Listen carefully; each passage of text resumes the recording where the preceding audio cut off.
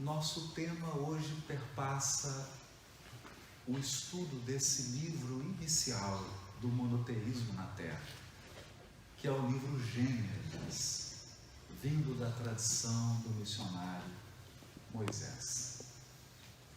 Mas através de uma luz muito especial, de uma perspectiva muito especial, que é a luz da doutrina espírita, que liberta os nossos corações e o nosso entendimento, a fim de proporcionar a possibilidade sonhada por muitos séculos, primeiro, de poder ter acesso a esses textos, porque missionários como Jan Hus morreram na fogueira, simplesmente porque desejavam que o povo tivesse acesso aos escritos sagrados. E mesmo depois de ter acesso a esses escritos, pelo fato de eles estarem narrados numa linguagem simbólica, rica em metáforas, nem sempre a mente popular pôde extrair a essência espiritual que está encerrada, enclausurada nesses textos. Mas graças à boa vontade, à caridade dos espíritos superiores, que pelas mãos de Allan Kardec tiveram seus ensinos codificados e sistematizados, hoje nós podemos ler com clareza, com uma clareza nunca antes atingida, porque com o auxílio dos princípios espíritas podemos adentrar nesses textos e retirar o espírito da letra, o pão espiritual para as nossas almas sedentas de consolo e de esclarecimento.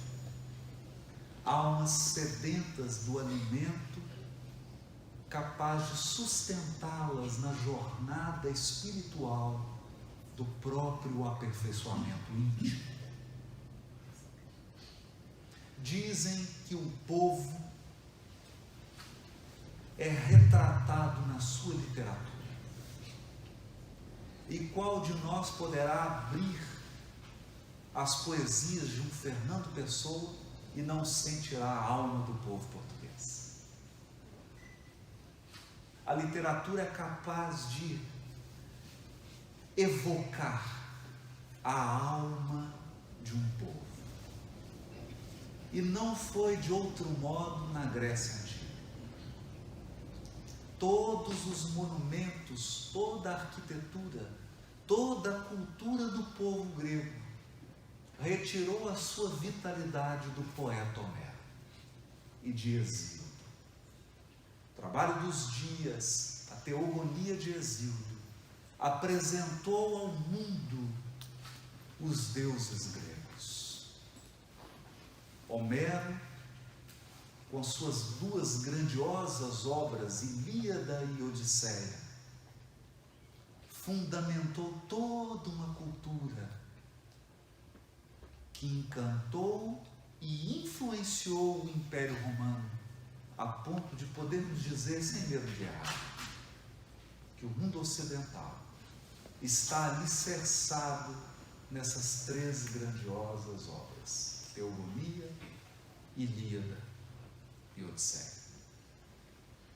Se é assim no que diz respeito à cultura pagã do mundo ocidental, nós também precisamos acentuar, destacar, que o monoteísmo nasce também do esforço de missionários espirituais que encarnam em um período muito específico da história humana, enviados pelo governador espiritual do nosso ordem.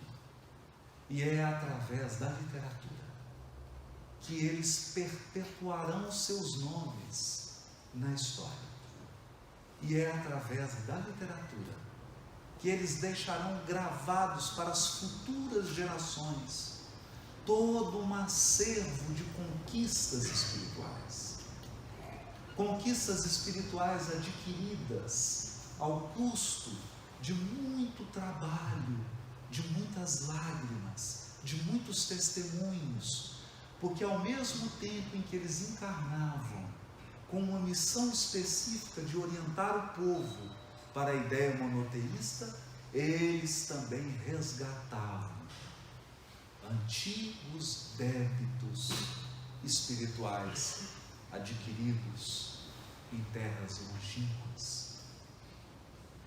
Assim, trabalhando pela divulgação da ideia de Deus único, resgatavam escabrosos débitos e teciam com suor e lágrimas a primeira revelação, aquela que implantava no espírito humano, no coração dos encarnados da terra, a ideia aparentemente singela, a ideia de que há um só Criador, um Deus todo-poderoso,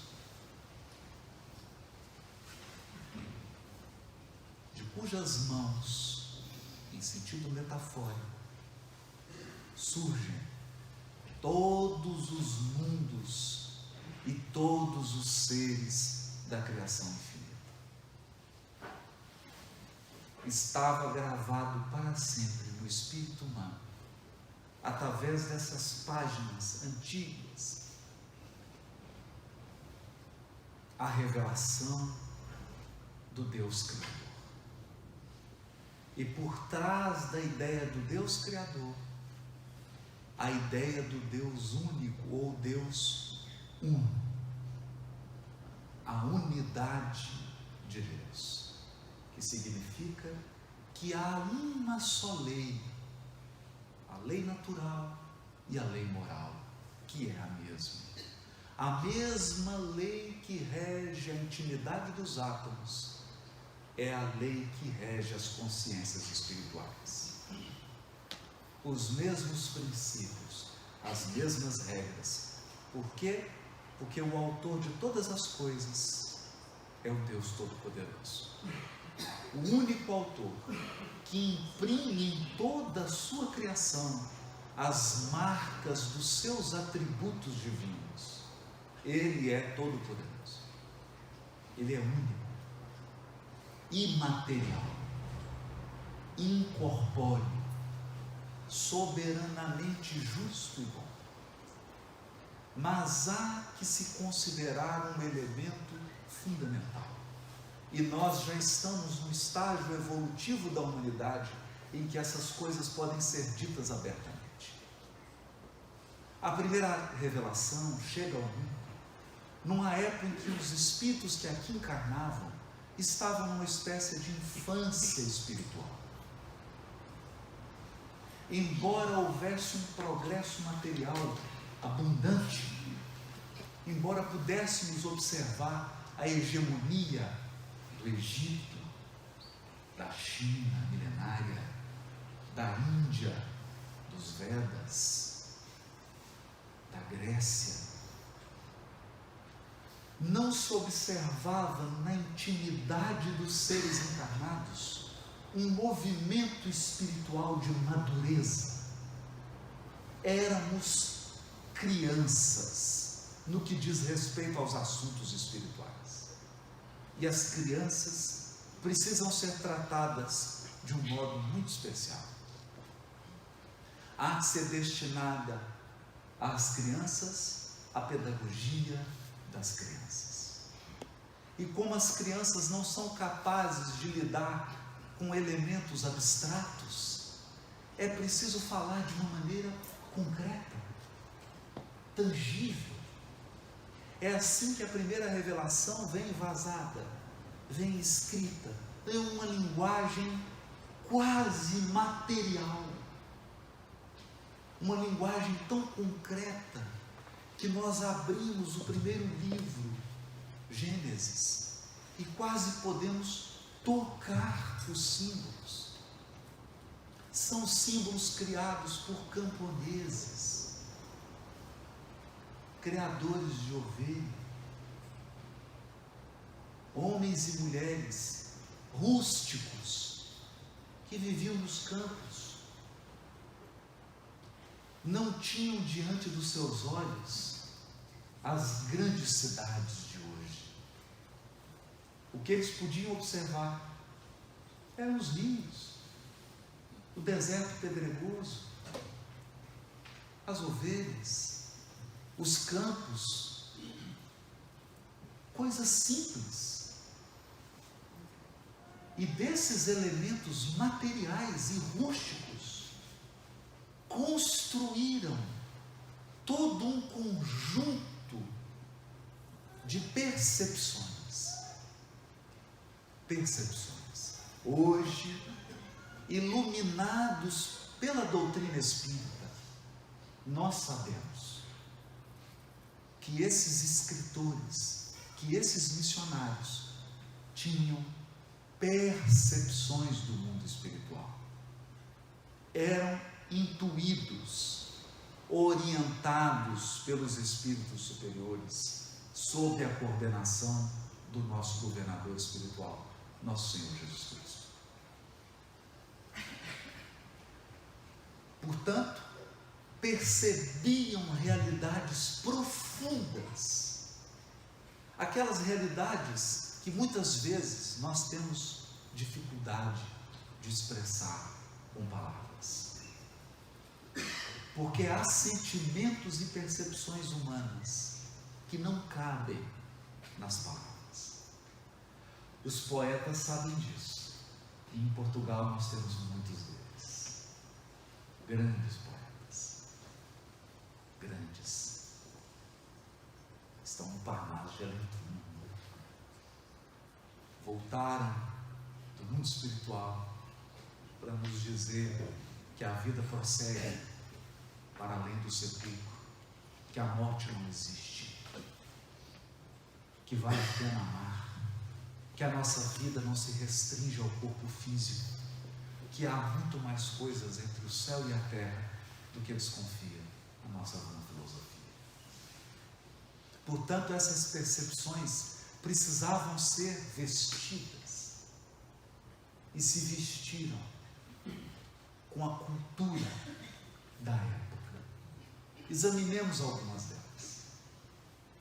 O livro de Gênesis começa diferente de todos os outros livros das tradições.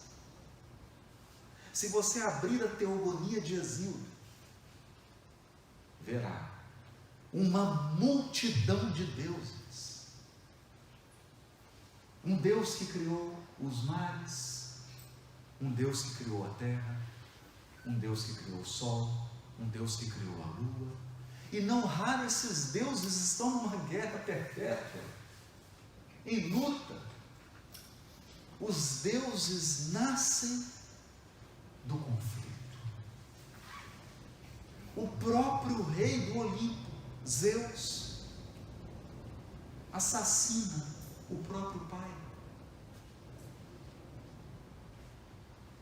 A história dos deuses pagãos é um misto de horror e guerra. Mas o livro do monoteísmo, o livro que nasce da inspiração espiritual superior, começa com o Deus único, que não luta com ninguém, que não briga com ninguém, simplesmente fala, simplesmente diz: haja luz. E com a sua palavra, na poesia do livro de Moisés, porque é uma poesia, e deve ser lido como uma poesia. O livro Gênesis deve ser lido como se lê Fernando Pessoa, como se lê Antero de Quental. como poesia. Então, pela palavra do Deus Todo-Poderoso, surge as estrelas, o sol, a lua, a terra, os mares, pela palavra. Basta que o Criador fale e o mundo passa a existir. E então, naquele símbolo tecido com as impressões e com a sensibilidade daqueles camponeses poetas,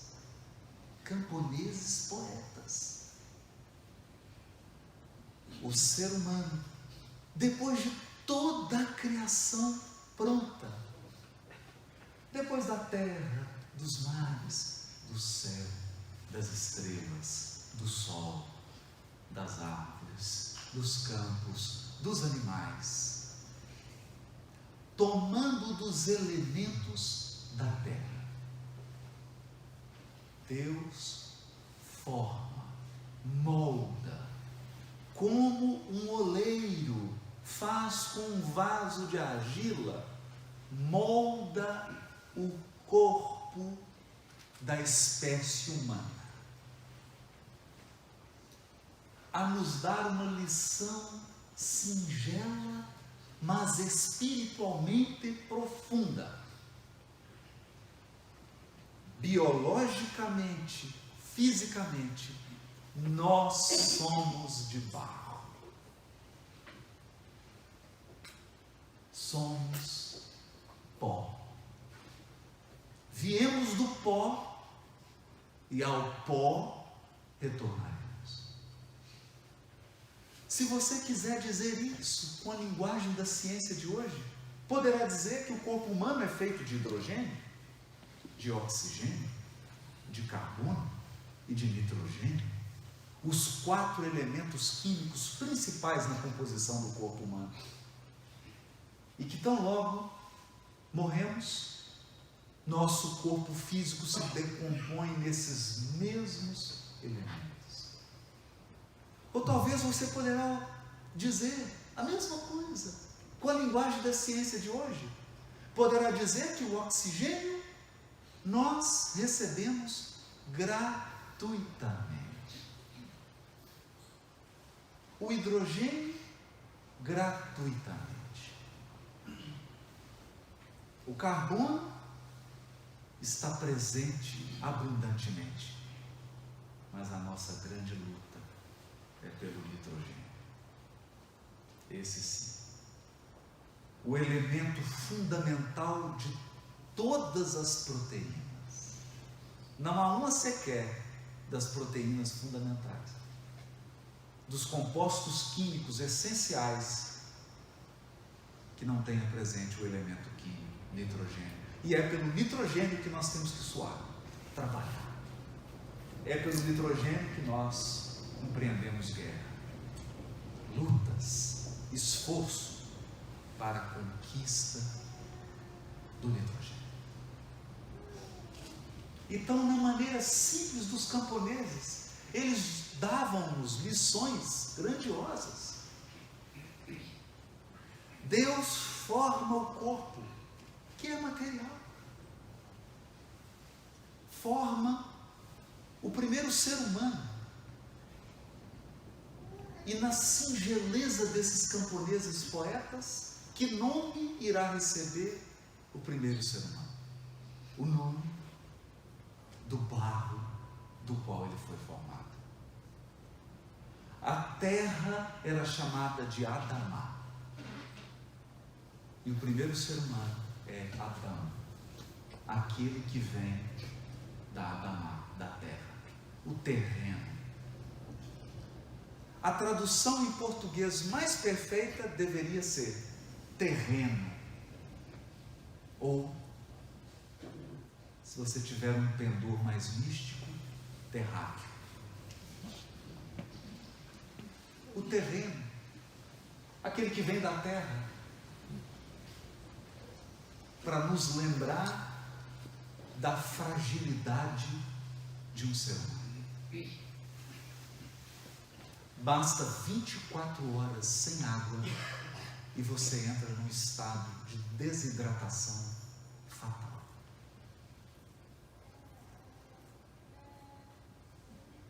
Basta uma singela infecção e você pode fazer a grande viagem para o mundo espiritual. O nosso corpo é uma argila. Maravilhoso, bem moldado, obra-prima, mas frágil como o barro. Todas essas coisas Deus formou com a sua palavra. Mas na linguagem dos camponeses poetas, Deus toma essa forma de barro e sopra nas narinas dessa forma, e ao soprar, essa forma toma vida. O símbolo parece simples. Por que Deus criou o sol com a palavra, a luz com a palavra, os mares com a palavra? Mas ao criar o Espírito, soprou.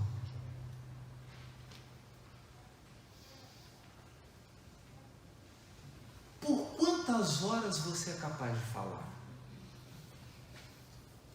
Alguns são mais faladores, outros menos. Alguns são capazes de falar por 24 horas, sem parar. Outros, por 2 horas, 4 horas. Mas eu pergunto, por quanto tempo você é capaz de soprar? Pouco tempo. Talvez aquele que é capaz de permanecer 12 horas falando ininterruptamente, e geralmente mal dos outros, não é capaz de soprar por 1 minuto. Experimente. Experimente soprar ininterruptamente por 5 minutos. Quando a linguagem desses camponeses poetas diz que Deus soprou, é para dizer do esforço divino que exige a criação dos espíritos. Os espíritos vêm do mais profundo de Deus. Deus cria universos com uma palavra. Mas como os espíritos são essência divina, Ele sopra, vem de dentro, exige um esforço monumental e divino a nos lembrar que nós, embora portadores de um corpo físico frágil e perecível, viemos da intimidade do próprio Deus. É o que dirá o Salmo: vós sois deuses, com D minúsculo, a nos recordar da nossa origem divina, da nossa essência divina. Os séculos transcorrerão até que venha a doutrina espírita para nos explicar essas revelações singelas que os camponeses tiveram. Virá a doutrina espírita e nos dirá: Deus cria a matéria e os mundos, mas cria também os seres inteligentes da criação, perfectíveis, não perfeitos, perfectíveis. A palavra é singela, mas profunda.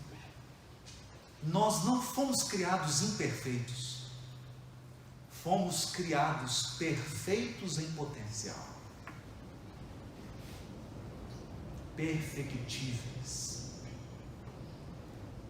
com a missão do próprio aperfeiçoamento espiritual. E é em busca desse aperfeiçoamento espiritual que nós encarnamos múltiplas vezes, vivemos as mais variadas experiências. Por vezes, dirá Allan Kardec, no item 4 do livro Espiritismo, na sua expressão mais simples, por vezes escolhemos o caminho mais curto, que é o caminho do bem, mas outras vezes escolhemos o caminho mais longo, que é o caminho do mal, repleto de angústias e sofrimentos para as nossas almas, embora também rico de aprendizado e de aperfeiçoamento, porque todos os caminhos conduzem a Deus, os do bem e os do mal.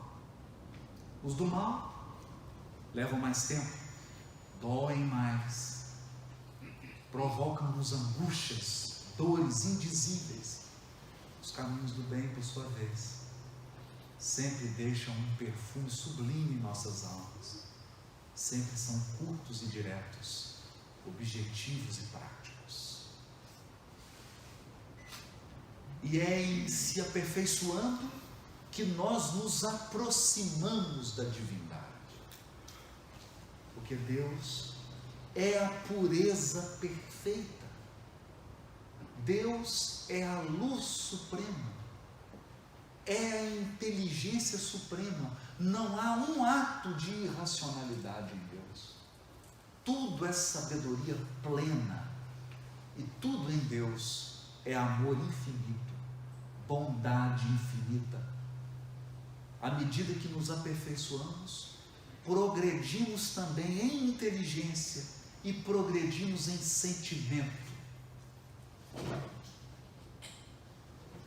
Nos depuramos, nos iluminamos e assim nos aproximamos da divindade. E uma vez próximos da divindade, dirá Kardec, no mesmo Espiritismo, na sua expressão mais simples, nos tornamos administradores dos mundos materiais. Porque a matéria é administrada pela inteligência, pelos seres inteligentes da criação. Lições singelas resgatadas pelo Espiritismo. Singelas, mas que podem ser vistas lá nos textos da tradição antiga do monoteísmo, no ato de soprar, nesse esforço gigantesco do Criador, a nos dizer que num corpo humano há uma parte perecível e frágil, por vezes angustiosamente frágil, mas há também uma essência divina que sobrevive à morte física. Uma essência divina que deve ser atendida nos seus interesses. E hoje, passados séculos e séculos da primeira revelação, nós olhamos os noticiários da América e do Velho Mundo e ficamos estarrecidos, porque a humanidade parece uma embarcação sem rumo. Os seres humanos estão absolutamente perdidos, abandonaram a bússola, o referencial espiritual das vidas humanas. Vivemos unicamente para atender às necessidades sem fim do nosso corpo perecível. Por que necessidade sem fim? Porque você toma água agora, para daqui a algum tempo voltar a ter uma sede terrível. Você almoça hoje e terá que almoçar amanhã. Você dorme agora e amanhã inevitavelmente terá que dormir. São necessidades sem fim. E ao lado dessas necessidades básicas do nosso corpo perecível, há as necessidades que o espírito inquieto cria fantasiosamente para as suas vidas. Necessidade de possuir, necessidade de reter, necessidade de controlar, necessidade de comandar. E assistimos agora o fim de um projeto, de um ambicioso projeto. Ambicioso projeto que teve seu ápice na Grécia Antiga, quando Deus foi retirado das cogitações humanas e foi colocado no centro dessas cogitações um ser humano. E o ser humano passou a ser a medida de todas as coisas. O Criador Todo-Poderoso foi relegado ao abandono.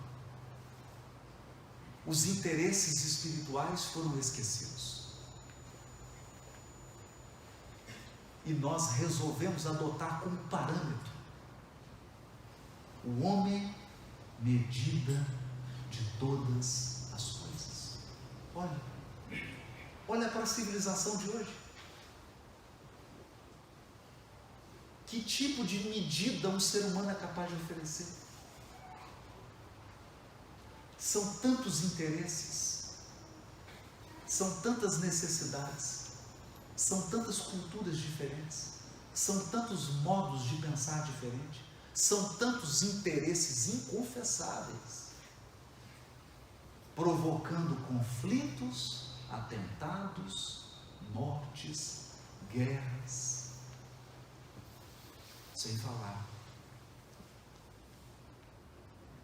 na exploração do ser humano pelo próprio ser humano.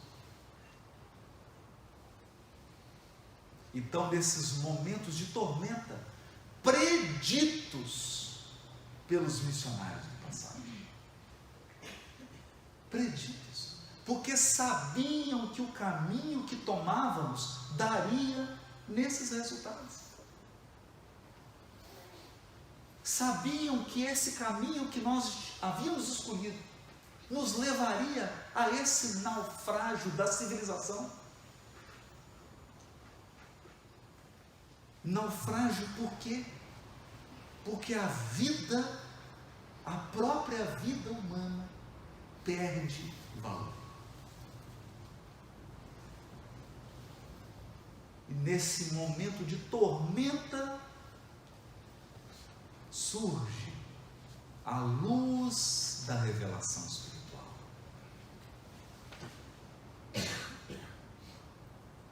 A luz da revelação espiritual que está traduzida nesses textos, mas que foi vivida pelo guia e modelo da humanidade.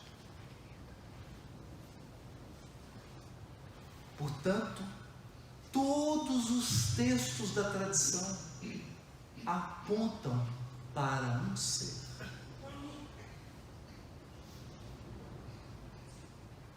Para uma consciência. Deus nos cria ignorantes, sem nenhuma ciência do mundo material e do mundo moral. E à medida que a evolução se dá, nós vamos adquirindo conhecimentos e habilidades que nos tornam capazes.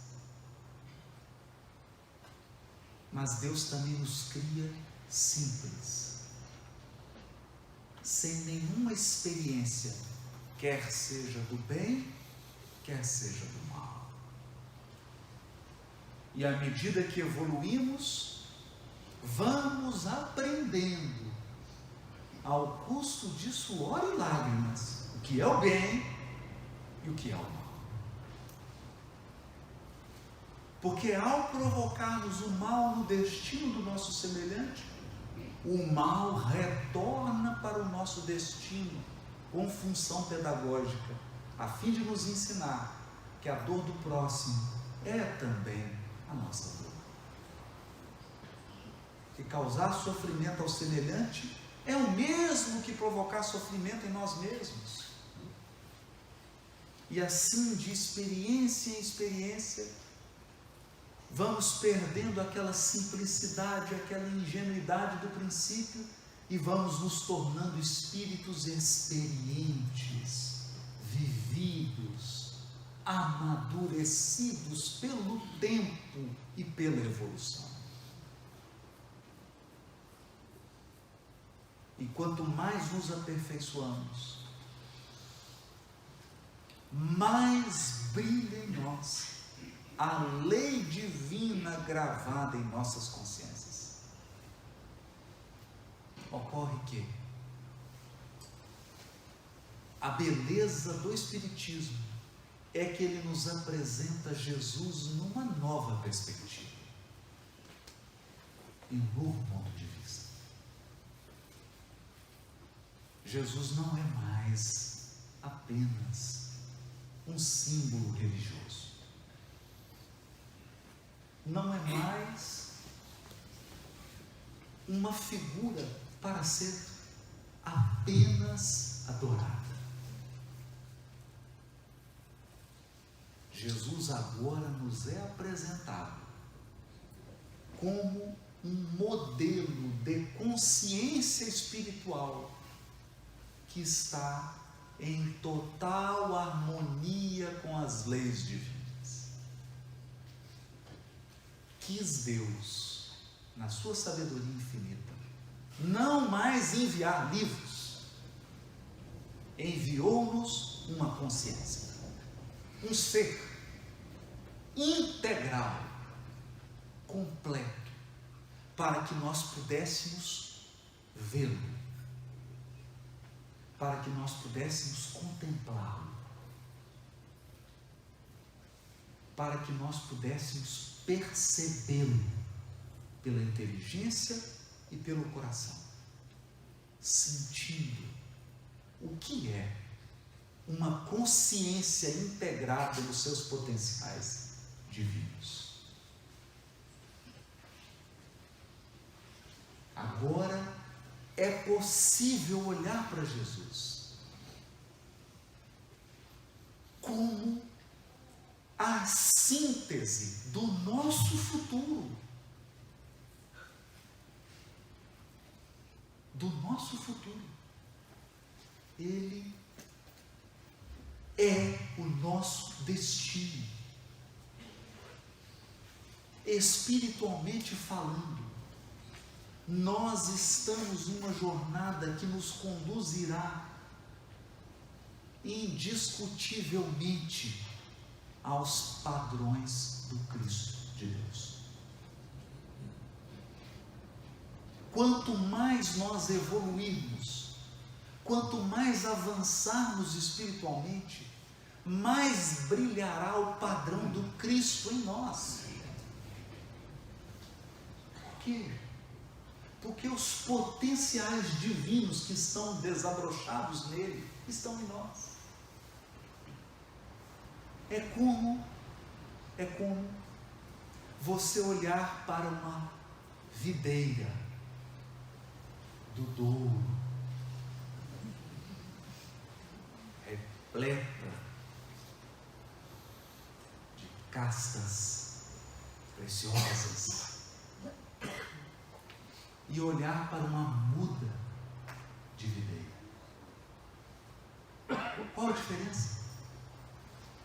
Apenas o tempo e o cuidado. Você olha para uma muda de videira e sabe que é destino dela transformar-se numa videira frondosa e repleta de castas raras, que darão o melhor vinho. Portanto, nós olhamos para todos os encarnados e vemos neles mudas de videira, que com o tempo, o crescimento e o cuidado se tornarão videiras maravilhosas. Por quê? Porque somos videiras. Com o tempo, nós não daremos laranja, nem limão. Alguns estão dando limão agora, um pouquinho azedos, mas daremos uva, porque essa é nossa essência. Portanto, os Espíritos dizem: Cristo é nosso futuro. Ele é nosso futuro.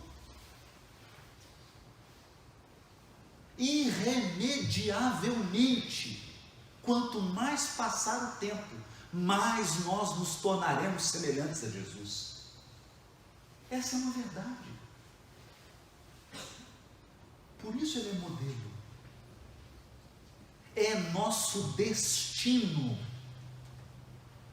Nós fomos criados essência divina, e a nossa essência vai brilhar, ela vai se manifestar, ela vai eclodir, mais dia, menos dia, porque o livre-arbítrio nos dá a capacidade de atrasar a evolução, mas jamais de impedi-la. A evolução é um determinismo divino. Você vai evoluir de bom humor ou de mau humor, de cara fechada ou sorrindo. Terá que evoluir, não é opção. E o Cristo sabe disso. Por isso, se você abrir as páginas do Evangelho segundo o Espiritismo, no capítulo Cristo Consolador, poderá ler a página ditada pelo Espírito Verdade, em que ele diz assim: eu, jardineiro divino, cultivo as vossas almas no silêncio dos vossos pensamentos.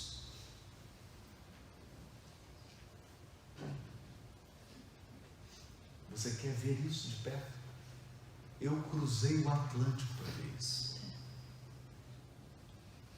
Tive que cruzar o Atlântico para ver as vinícolas do Douro. E o vinicultor enxerta a muda na base. As vinícolas daqui têm 300 anos. Ele enxerta a muda, ela vai crescendo, e quando a muda é jovem, ela é jovem.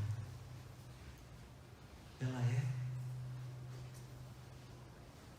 do jeito dos jovens. Então ela dá folha para tudo quanto é lado. Ela não tem disciplina. Então o que ele faz? Poda.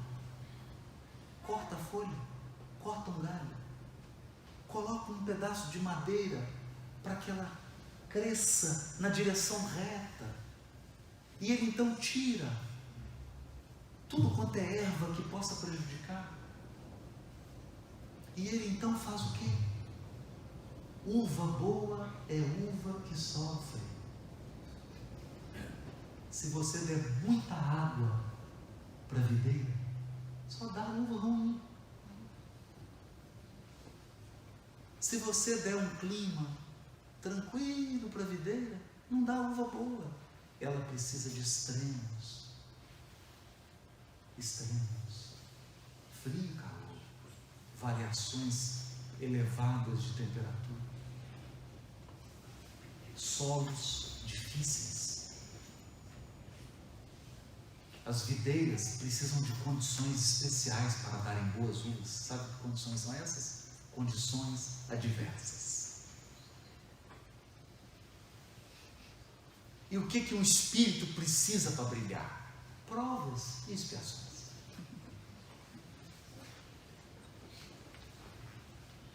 Provas e expiações. Se você deixar o ser humano só em condições boas, ele não dá nenhuma uva boa. Mas então, quando ele é submetido a diferenças de temperatura, a um solo ingrato, a pouca água, à solidão, ao medo, ao esforço, ao suor, às perdas, às lágrimas, às dores, então ele produz as uvas mais espetaculares e começa a cumprir seu destino. Aqueles camponeses já sabiam disso. Não foi por outra razão que Jesus disse assim: eu sou a videira verdadeira. Ele só não disse assim do douro. Isso não está lá. Não está lá. Senão nós vamos criar uma briga com as outras vinícolas espalhadas pelo mundo. Mas ele disse: eu sou a videira verdadeira e meu pai é o lavrador.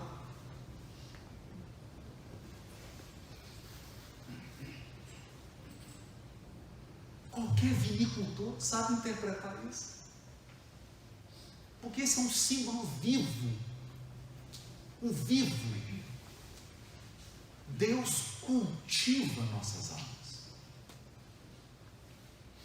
faz podas, tira água, tira nutrientes, coloca baixas temperaturas, altas temperaturas. Nós já fomos almas jovens, hoje somos almas mais experientes. Quando você é uma alma mais experiente, você é uma alma mais cuidadosa, menos tola, mais sábia, mais prudente. E nós então vamos tendo contato com almas mais prudentes que as nossas. E eu então vejo, citando ele, a conversa do nosso querido amigo Alexandre de hoje, eu vejo videiras jovens e tolas ao lado de videiras velhas e experientes. Eu vejo Dom Diniz ao lado de Isabel Braga.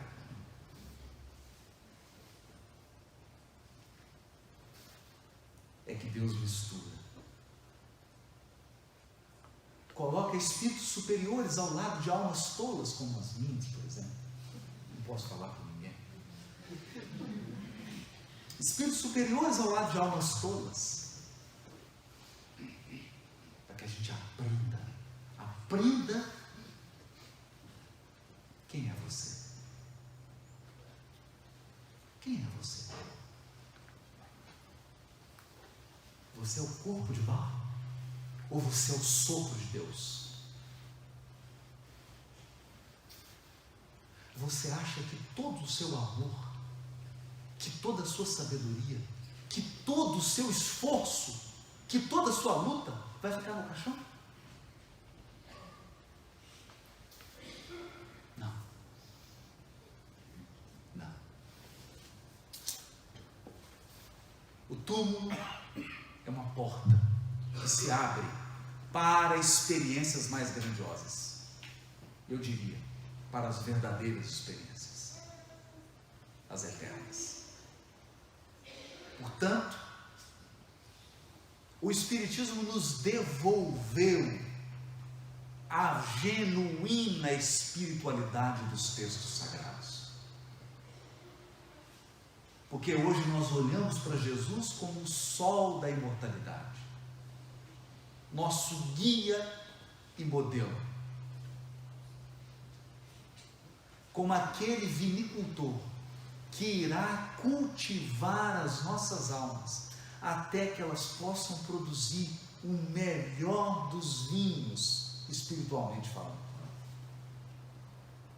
o melhor deles. Nesse dia, quando Cristo houver completado o seu trabalho em nossas almas, nossas palavras serão somente e tão somente palavras de amor e bondade.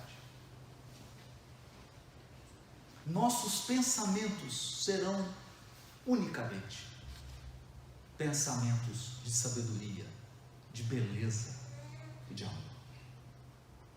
Nossos gestos serão a fraternidade pura. Nossos hábitos serão simples. Seremos grandes por dentro. Seremos realeza interior. Seremos puros, profundamente puros e simples, como as águas cristalinas do Douro. Seremos esperança, fé, inteligência, primor, cuidado, disciplina. Quando a obra se concluir, estaremos mais próximos do Criador. E então, ocuparemos a parte que nos toca na criação. Nos transformaremos em administradores dos mundos e em pedagogos das almas mais simples e mais jovens que as nossas. Essa é a evolução espiritual. É isso que esses textos tentaram dizer e disseram. E é isso que as luzes da doutrina espírita lançam sobre esses textos, para nos ensinar: brilhe a vossa luz. Como diz Emmanuel no capítulo 30 do livro Fonte Viva, porque nós também trazemos o gene da divindade. Deus está em nós, tanto quanto nós estamos em Deus. Educa e transformarás a animalidade em humanidade, a humanidade em angelitude. Educa. A obra do Cristo é uma obra eminentemente educativa. Não a educação formal das universidades, não a educação formal das escolas, a educação das almas. Das almas. E é nesse sentido que nesses momentos de tormento na Europa e no mundo inteiro, nós sabemos que a revelação espírita é luz para as nações, luz para os corações. Não porque veio substituir as demais religiões, não. É luz porque veio nos recordar de que nós não somos o corpo de argila, nós somos o sopro de Deus. Nossa vida não termina no túmulo. Nossos interesses são interesses maiores e mais grandiosos que os interesses do corpo perecível. Nosso destino é a grandeza espiritual, por enquanto. Por enquanto. Impossível de ser totalmente visualizada por nós. O que nos aguarda é a felicidade suprema felicidade tecida no amor e na sabedoria. E para isso, nós temos um guia. Nós temos alguém que conhece o roteiro, que conhece o caminho, que conhece os perigos da estrada, que conhece todas as adversidades da estrada, todas as emboscadas da estrada. Ocorre que as ovelhas morrem, não porque o pastor as conduz mal, elas morrem quando se desgarram do cajado. É preciso espiritualmente reconhecer que estamos sob condução espiritual. E como nos diz Alcílio no livro Renúncia, a alma é dotada de estranhos poderes. Estranhos poderes. Nós pressentimos. Nós sentimos. Nós sabemos quando há algo para acontecer. Nós sabemos quando os nossos pés trilham por caminhos que não são os melhores. Nós sabemos quando estamos sob inspiração. Sabemos quando estamos conduzidos. Sabemos também quando sofremos interferências. A alma é dotada de percepções que extrapolam os 5 sentidos. É hora do mundo acordar. É hora da humanidade acordar para os seus potenciais espirituais e começar a utilizá-los. É hora de reconhecermos que acima das misérias humanas está o mundo espiritual, que antecede o mundo material, que não depende dele e que sobrevive a ele. Com estas luzes grandiosas, todos nós aqui poderemos empreender a nossa marcha evolutiva, a nossa peregrinação em paz. Não sem lutas, não sem dores, mas em paz. Em paz. Muito obrigado, meus irmãos. Que Jesus possa amparar o coração de cada um aqui, as nossas famílias, os nossos entes queridos, e possa acordar em nós